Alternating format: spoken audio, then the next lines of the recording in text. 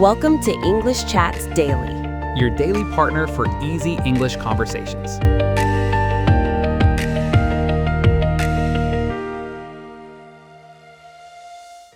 What time do you usually wake up? Can you tell time in English without thinking twice? Today, Eva and George will teach you everything about talking time and schedules in English using simple words that beginners can understand easily. Hi everyone, I am Eva and this is my friend George. We make English easy for you every single day. Today, we want to help you talk about time like a native English speaker. Time is everywhere in our lives, so knowing how to use it correctly is very important.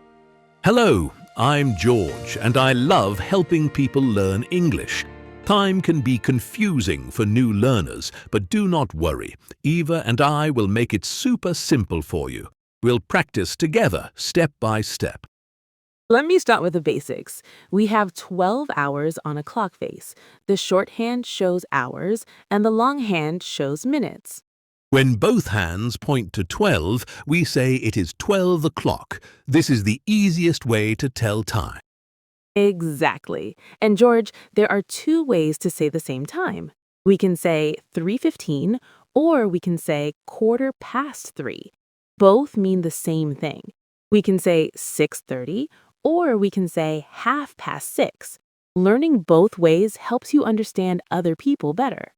That is so helpful, Eva. Let me add something important.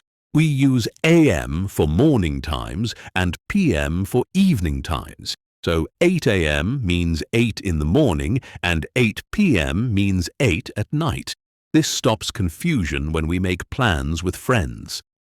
Now, let us practice asking about time. The most common question is, what time is it?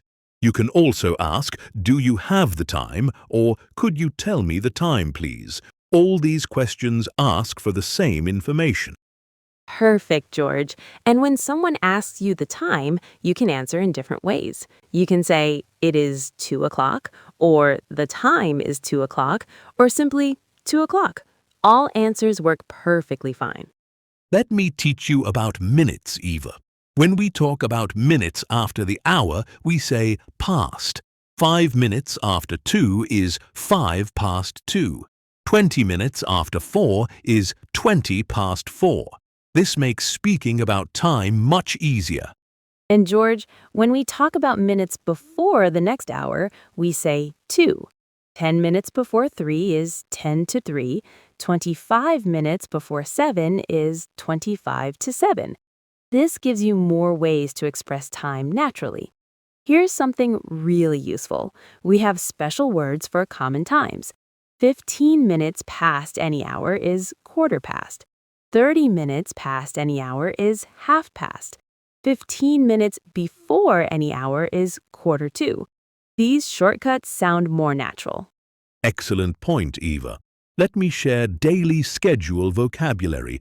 We say morning for early hours, afternoon for middle hours, evening for later hours, and night for dark hours. These words help you talk about when things happen during your day. Now, let us practice with schedules, George.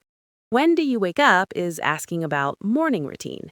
When do you eat lunch asks about afternoon plans. When do you go to bed asks about night schedule. These questions help you learn about other people. Great examples, Eva. We can also ask, how long does something take? How long is your English class? Might get the answer 1 hour or 60 minutes. How long is your lunch break? Might be answered 30 minutes or half an hour. Let me add more useful phrases, George. We say on time when something happens exactly when planned. We say early when something happens before the planned time.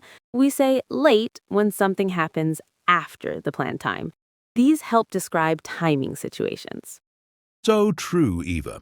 And we can use prepositions with time. We say at with exact times like at 3 o'clock. We say in with parts of day like in the morning. We say on with days like on Monday. Getting these right makes your English sound natural. Here are some common mistakes to avoid. Do not say, "What hour is it?" Instead say, "What time is it?" Do not say, "At the morning." Instead say, "In the morning." Do not say, "On 3 o'clock." Instead say, "At 3 o'clock." Small details make big differences. Perfect, George. Let us also talk about making appointments. We might say, "Can we meet at 2 p.m.?" Or, "Are you free at 5:30?" Or, "How about 10:15 tomorrow?" Learning these patterns helps you make plans in English. Another useful skill, Eva, is talking about duration. We say from 2 to 4 means 2 hours long. We say between lunch and dinner means afternoon time. We say until 6 o'clock means continuing to 6. These expressions describe time periods clearly. Now, George, let us practice real conversations. If someone says the movie starts at 7:30, you might ask, "What time should we meet?" They might answer, "Let us meet at 7:15. This gives us time to buy tickets and find seats." Exactly, Eva. Or if someone asks, "What time do you finish work?" you might say, "I finish at 5:30 p.m. Then they might ask, "Do you want to have dinner at 7 p.m.? You could answer, "Yes, that works perfectly," or "Sorry, I have plans already." Let me share one more important thing. In different countries, people use 12-hour clocks or 24-hour clocks. 12-hour uses AM and PM. 24-hour goes from 0000 to 23:59. Both systems work fine. That is very helpful, George. Now, let us do some quick practice together. I will say a time and you tell me another way to say it. Ready, everyone? Practice with us at home. 3:15, 3:15, 6:30, 6:30, 9:45, 9:45, 4:50. 10:50. Excellent work, George. Now let's practice asking and answering questions. I will ask and you answer. Then we switch roles. This helps everyone practice conversation pattern. What time is it, George? It is 10:25 a.m., Eva. When do you eat breakfast? I eat breakfast at 7:30 in the morning. Perfect. Now you ask me something, Eva. What time do you go to sleep? I go to sleep at 11 p.m. every night.